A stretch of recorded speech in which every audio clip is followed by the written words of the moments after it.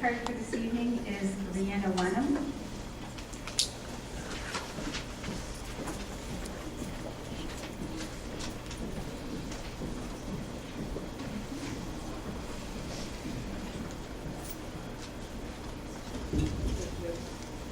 I wanted to touch on a few of the same points that Glenn did.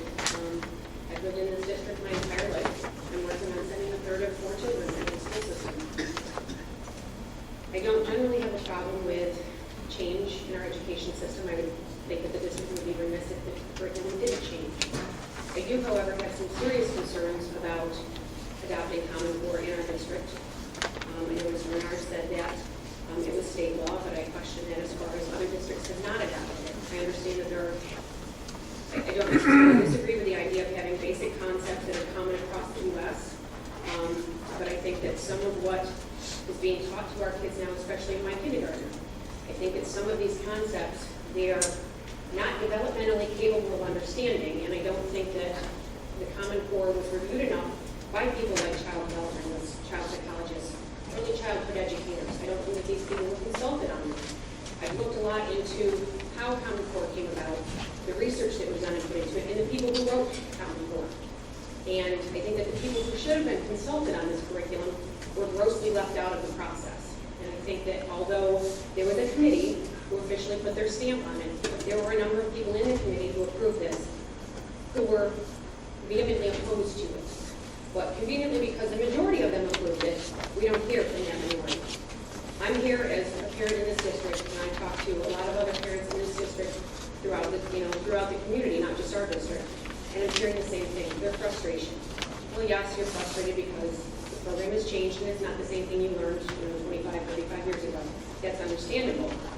But when I look at some of the concepts that are being taught to my kindergartner, when her brain hasn't actually developed the centers in her brain to understand what you're asking her to understand, you are setting our children up to fail and to feel very poorly about themselves. They cannot possibly succeed because they're being taught from the moment they've started school that you are a failure. I take gross exception to that. I have concerns over, the funding, the adopting Common Core being tied to federal aid and state aid. I want to know the cost versus the funding. I've heard other parents say that it costs this district a gross amount of money to enact Common Core. What are we getting out of this? What is the cost versus the funding that we received? I want to know what actions the district took to review the Common Core before it was enacted. Was it carefully poured over by other educators in the district, or did we simply swallow it whole because it was tied to a price tag? I've seen teachers, friends who are teachers, clients who are teachers, who are discouraged, leaving the profession, retiring early. I know people who once thought of becoming educators who are now taking a different path because of the current state of our education system. That's alarming to me. We need people in these professions more than any other. I think that our top minds in the country would be best suited to teach our children, and unfortunately, that's not the case at this point. We're having people exiting that profession because of their frustration. I'm also concerned with the volume of work that these kids are getting under Common Core. It's been proven that children, especially young children, need free playtime. They need it. If they don't have it, it's proven to negatively affect their mental well-being. Their self-confidence goes down. Free play encourages kids to learn to interact with each other in such a way that they solve their own problems, as opposed to having constant adult-directed time where an adult solves their problem. They have a discrepancy in school, and an adult says, okay, Jimmy, you do this, and Joey, you do this. I don't think the kids have enough playtime, and I don't necessarily mean that the playtime has to be done in school, but I think that it's ridiculous that my kindergartner comes home every day with homework. I think that there is enough time in school spent on these concepts that they should have it there, and it shouldn't be brought home. I have a very direct question. I want to know what the district's policy is on how it will affect our children when they test out, when they opt out of all the state testing. I, for one, will not allow my children to take all these ridiculous tests. I believe that tests are necessary to assess how your children are doing. I don't believe that the volume of testing is necessary.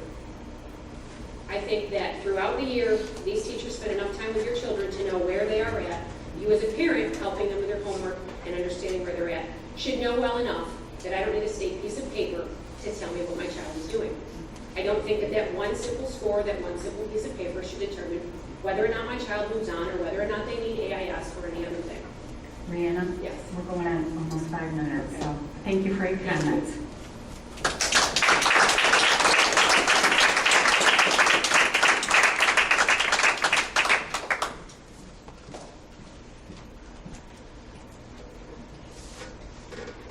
Moving on to reports to the Board of Education, grades 3 through 8 assessments update. Mr. Brent Bowden from AA Cole and Mr. Matt Conrad from Central Square Middle School.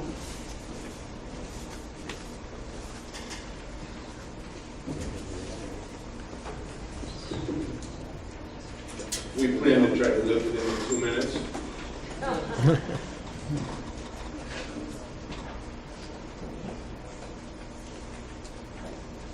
right. Well, I hope you can see it. This year, as you're probably well aware, actually last year's state tests were all new, and I don't know about approved, but they were all new. And the results have come back, and they're significantly lower than, our pass rates are significantly lower than they have been in the past. If you add approximately 30 to each of those numbers, the red bars represent Central Square at each grade level in each content area. If you add approximately 30 to that, you'll get our 2012 score range somewhere around there. And the results dropped about 30 points across the board, across the state. So what you're looking at, red bar is Central Square, black bar is state average, and the gray represents every single school in Oswego County that took the test too. So you can see, first slide, far left shows grade 3 ELA. We were first in the county and beat the state average. The red bar is taller than the black bar. Grade 3 math, we were first in the county by far, 46.5% passing rate, and we beat the state significantly. Fourth grade ELA, we were fourth in the county, a little below state average, as you can see. And fourth grade math, we were third in the county, just barely, and we beat the state average. Any questions? Yeah. These scores represent 4s and 3s, correct? Yes. 4 is meeting with distinction, 4 is exceeding expectations. Yes.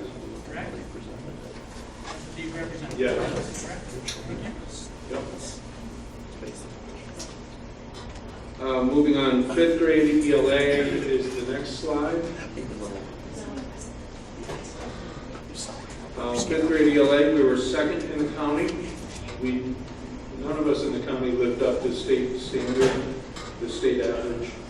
And fifth grade math, we were third in the county and fell short of state average also. And I'll talk a little bit about the sixth grade scores. So sixth grade ELA, we were fifth in the county and below the state average. And sixth grade math, we were second in the county by a very narrow margin and significantly above the state average. And on the next slide shows our seventh grade ELA results. Seventh in the county, below the state average. Third in the county for seventh grade math. For our eighth grade ELA results, we were about even with the state average, and we were third in the county. You can see across the board there in eighth grade ELA, pretty much most of the county finished in the same area. And in eighth grade math, we were significantly above the county and above the state average as well. We did the science results a little bit differently, but you can see where Central Square fell. We'd be the blue bar, the second to the left, at 94.2% for the fourth grade science results, which is on par with most of the rest of the county, higher than some, not quite as high as others. And our eighth grade science results at 86%. We were, I believe, fourth in the county there. Yeah, I have a question. Yes. Backing up to the the graphs about the New York State ELA math, we have results for like the grades 5 and the grades 7. Right, so knowing that we have a little bit of a, I don't even want to say a deficiency, but falling a little bit short than even the state, and not as high in the county as we probably would like to be, what are we doing with those students as they're coming into 6th grade now, recognizing that that's where they place? I know it was a different test, it was much more aggressive and some things they hadn't even seen before. Right, last year's tests were based on the Common Core that was implemented the prior year. What we have done with all grades, including the ones where it's 5th and 7th, which are now 6th and 8th, is we have, in addition to their state assessment results to look for gaps in student learning, is we've done, depending whether it's math or ELA, we're implementing other testing as far as STAR testing in math and ELA to determine what kids' individual weaknesses are. And we've implemented a tiered AIS program, which consists of things like an AIS class or an ELAB class or possibly a learning center. And those things are tiered based on what individual kids' needs are, with the goal of let's use the tests and the testing data that we have to identify individual weaknesses and then develop plans to work on those individual weaknesses. Instead of everybody needs to do more of X, we're going to identify what students need individually to work on. I think that's great, and I think that people need to recognize that those scores were based on Common Core, which they're now all in Common Core at the beginning of this year. So to recognize that each student, does something a little differently, and to work with them is different than being a broad brush across the board. So we would expect that these grades will probably balance out or go up a little bit as we. Our goal is for the majority of our students to increase their scale score, which if scale scores are supposed to be comparable across the year. So if a student got a 355 this year, if they got a 355 next year, that would represent 1 year's worth of learning. Our goal is to get them higher than that 355, so they get more than a year's worth of learning, especially if they fall below that, if they fall into the 1 or 2 area. Okay, great, thanks.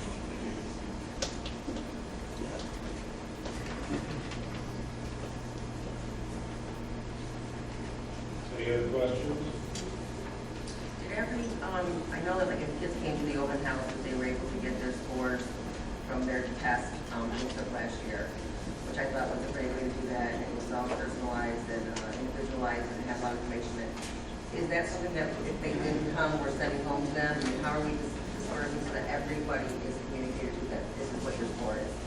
Because of the time that BOCES got us those individual student reports, we handed them out to the 6th grade parents who came to the barbecue last week. If you didn't come to the barbecue, they got mailed out. Okay. 7th and 8th grade parents, instead of waiting until parents meet the teacher night tomorrow night, we just sent them home last week when they were available instead of having to wait additional That's time. great, and I'm sure they're going to have questions for you tomorrow night, so that's perfect. Thank you.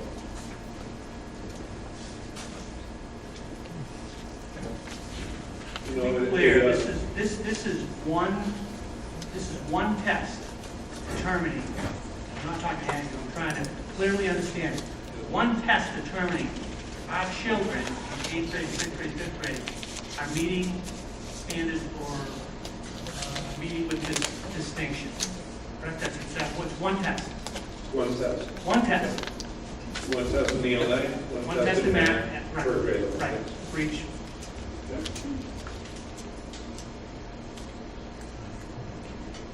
Kind of like the SAT, you get one test. Well, I guess what I should have followed up with, I don't buy that it's an indication that 35 or 36 or 38% of our kids are prepared out of 8th grade, 6th grade, 5th grade, or 4th grade. Again, just because it comes out of the state ed department doesn't mean it's right or whatever you want to say. In my opinion, and for those of you that don't know me, I care nothing about being politically correct. Part of this is to ensure we get scores down, so in 3 years they're up. Call it what it is. That's what the reasoning is. We want to see gradual progression. So at the cost potentially of our children. So, and I'll have that discussion with others higher up in the chain later on.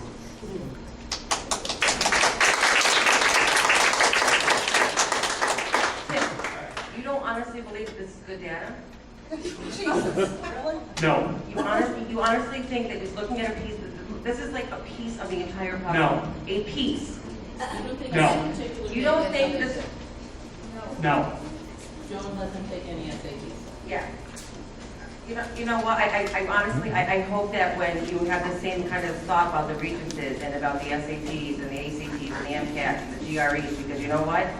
That's what does push you on. In your own original. I don't think that this is like an indication of our students. I think this is a piece. That's exactly what I said. This is a piece that we need to put into an entire puzzle to say, hey, how do we compare ourselves to other places? I agree. And is our children progressing? And if we don't know that, then we're failing them completely. Speaking of that, could we get, this is just a data question, could we get comparison between last year versus this year? Then also like how they progress How from they've the done, third like- grade to like the eighth grade, is like the graduate grade that That's they, right. The only thing hard about that is that you're comparing it to the core curriculum. Yeah. You're comparing it to like, Yeah, different. The rules completely changed.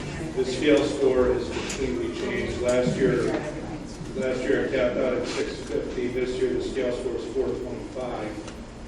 It almost, yeah. It's two different types of exams, but also the part of that is, as Brett just pointed out, it's a different scale score. But we certainly specify where the scale has changed and where that graph has changed. Yes. if you can do a relativity between where the scales would be, then you could probably say where they would have fallen had this scale been on top of that same Like exact. myself, I'm more concerned that the kid is improved versus not. As a what? improvements they're improving. Yeah. That's great. Because what we're doing is helping them do that. So, The state also has not even figured out where they're going to require AIS. That's changed, I understand, as we speak. Correct? Changing as we speak. At least I read an article on Friday. Yeah. Changing as we speak. They're putting these things in, and then we don't have all the facts. And at what cost? It's mind-boggling to me. But I don't think it dismisses that we should at least look at the data. I don't disagree we should look at the data. One piece of it. This is a piece of it. This is not like, yeah, this is not, Tyler Smith. This is a piece of Tyler Smith's education. Well, honestly, I think a lot of people, nothing for nothing. And especially as this piggybacking, this is, you're preaching to the choir.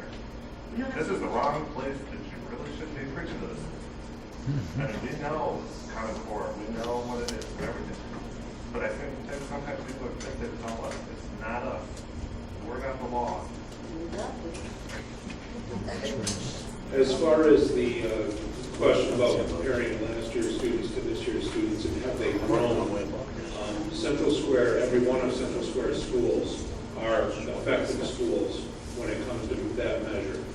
And that means that our students from the previous year to this past year's scores have improved at least at average rate or higher. That's what it takes to be effective. So our kids are, when you compare them to like kids across the state, our kids are performing well, and they have grown. Even though that 30% says a completely different story, their growth is what we're after, and I agree. The growth from last year, is it? It's the growth from 2012 to 2013. We grew at state average or better across every school in the district.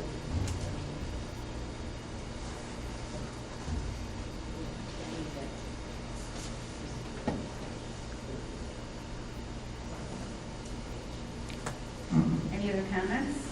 thank you for Questions? answering my questions at the first time ever.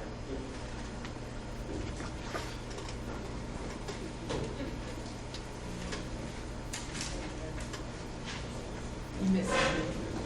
Thank you, gentlemen. Thank you very much. Moving on to items for discussion and action, looking for approval or motion to approve approval of a textbook.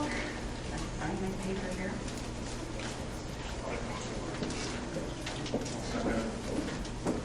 Any discussion on this textbook?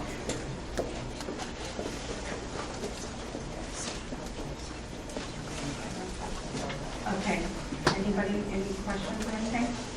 Okay, calling for a vote, approval of the textbook?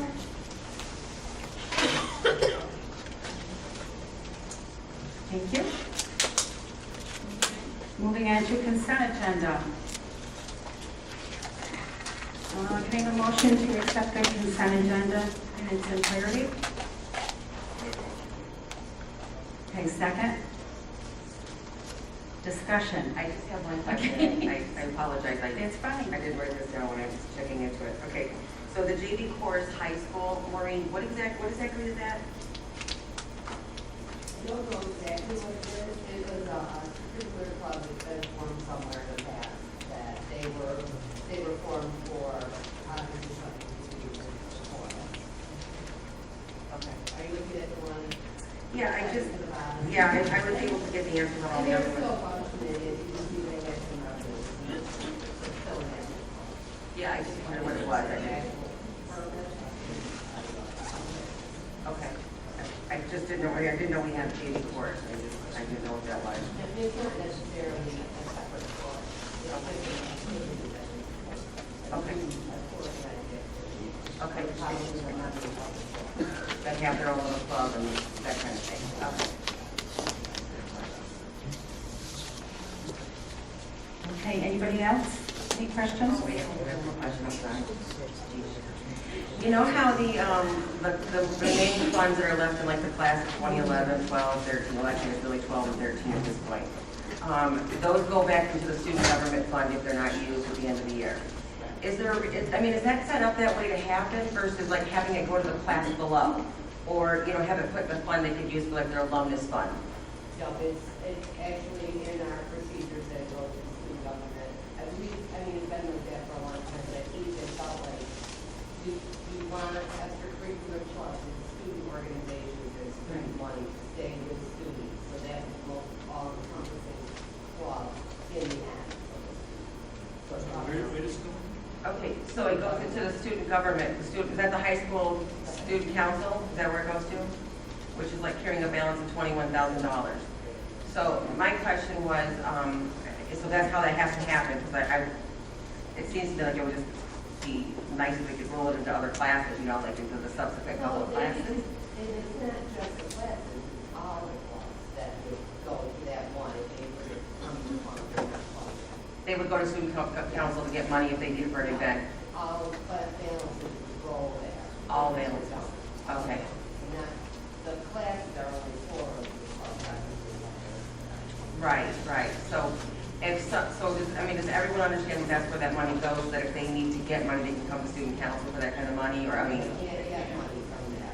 These would be clubs that are ended and no longer run. okay, so If this, the club is running, they are keeping their own books and they're. It's not on our funds. It doesn't go into the general fund. no, but my question is, okay, so if I'm an organization in the high school and I don't have an official club, but I want money for my club to do something above the balance that I might have in there, do I go to student council to borrow money, or do I, Well, if you don't have a club, you're not dealing with money. and if I have a club and I don't have enough money, what do I do? It's a fundraiser, decide something different. So I can't borrow from the student government, even though that some of the money they earned was not really earned by student It government. doesn't have to. Because I was thinking too, like in the classes, I remember one year, They spend. or they don't, remember? Well, when I don't they know. did the- 2013 left $4,800. It's, the reason that it's still there is because they have a plan and they haven't enacted it yet. Oh, You don't shut them down in July. Okay. You let them figure it out, and their bills continue to come in through the summer. I try not to be so awful, but but Maureen though, but on to that point, could the high school student council sponsor different things if they wanted to? As a club and organization, can they sponsor different events in the the school? clubs are run by the students. Right. And they can pretty much organize, they have missions, it changes as the population. Right, okay. That's good enough. Okay. Thank you very much. Okay, can I call for a vote? Approval of the consent agenda, all in favor? Thank you. Moving on to our personnel, I'm looking for a motion to accept item I in its entirety. Second? Any discussion? Go ahead, Brian. Hey.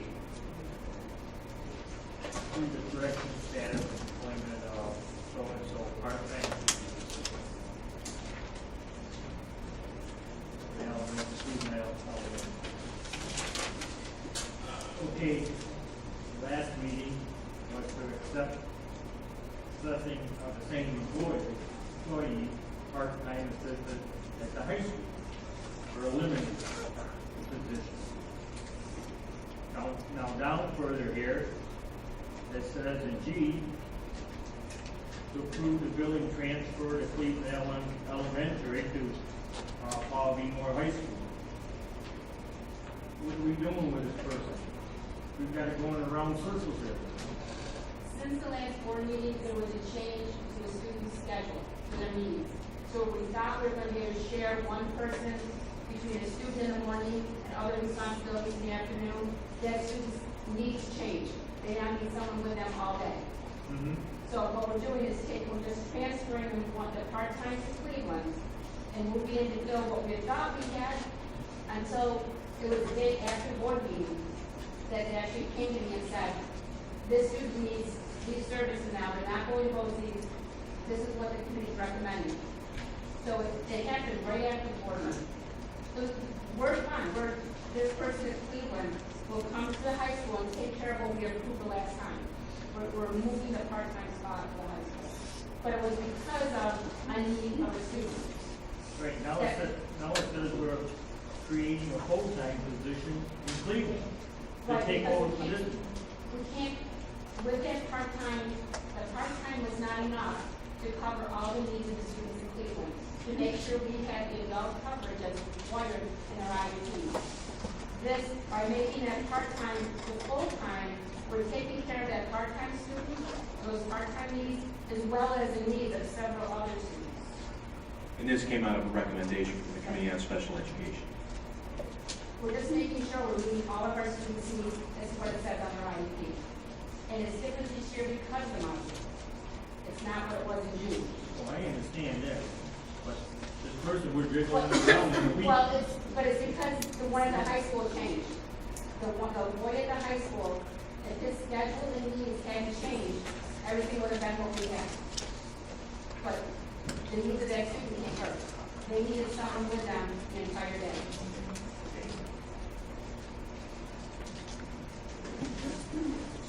Okay, anybody else? Call for a vote. All in favor? Item I, personnel.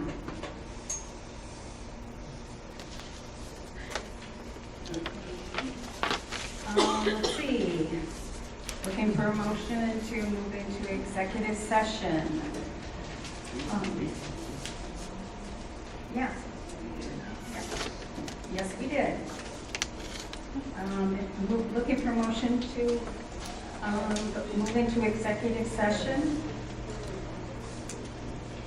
to enter, to discuss a personnel issue and negotiations with no action to follow. Okay. All in favor? Thank you, everyone.